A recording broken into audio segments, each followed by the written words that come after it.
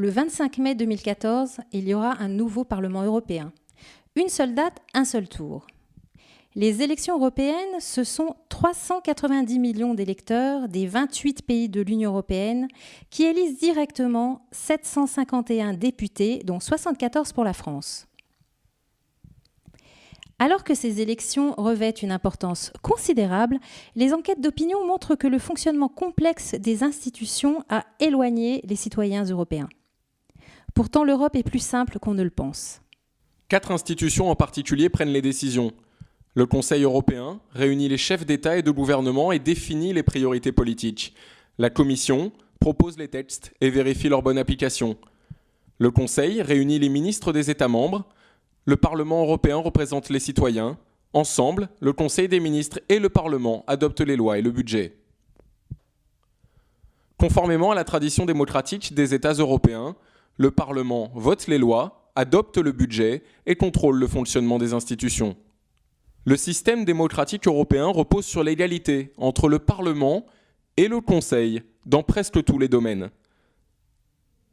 C'est un système unique au monde qui produit plus de 100 lois européennes par an qui s'appliquent à 510 millions d'Européens. Sur la base des propositions de la Commission européenne, il négocie des accords avec les États réunis au Conseil. Dans l'hémicycle, les députés se regroupent en fonction de leurs convictions politiques et non de leur nationalité. Les discussions y sont souvent déroutantes pour des citoyens davantage habitués aux éclats de voix des assemblées nationales. Ici, personne ne s'écharpe et les débats peuvent sembler parfois très techniques. Avant d'adopter les textes de loi, les parlementaires dialoguent en permanence avec les autres institutions, mais aussi avec les entreprises, les syndicats professionnels, les ONG et les associations. Souvent, les textes européens apparaissent complexes. Les débats au Parlement sont portés par des députés qui se spécialisent dans un domaine. On observe que les députés européens les plus influents sont les plus expérimentés et surtout les plus assidus. C'est un travail exigeant qui suppose un gros investissement pour une assez faible reconnaissance des médias, mais les enjeux sont majeurs et les négociations souvent exaltantes. Le Parlement européen est progressivement devenu un lieu de débat politique, de confrontation des idées et de compétition entre des intérêts divergents. C'est en Europe le lieu où il faut être entendu.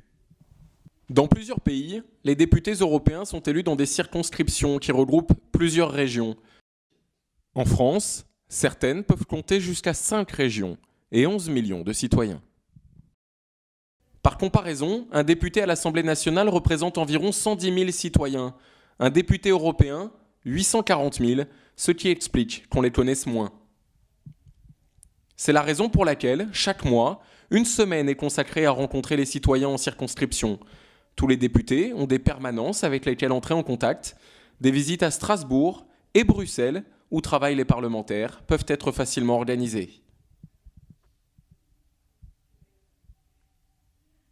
Symbole de la réconciliation franco-allemande et de la volonté forte d'éviter la concentration des institutions dans un lieu unique, le siège du Parlement européen est à Strasbourg. La répartition de ses activités entre Bruxelles et Strasbourg, ainsi que Luxembourg, où travaille une partie des fonctionnaires du Parlement, est l'objet d'une polémique. Si certains souhaitent leur regroupement à Bruxelles, la France, comme la grande majorité des autres États et un grand nombre de parlementaires, est très attachée au maintien du siège du Parlement à Strasbourg. La démocratie européenne est fragilisée par un paradoxe. Plus les pouvoirs des représentants des peuples au Parlement ont augmenté, moins les citoyens se sont mobilisés pour cette élection.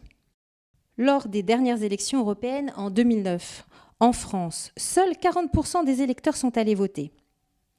Pourtant, aujourd'hui, c'est essentiellement en Europe que se décide notre avenir commun.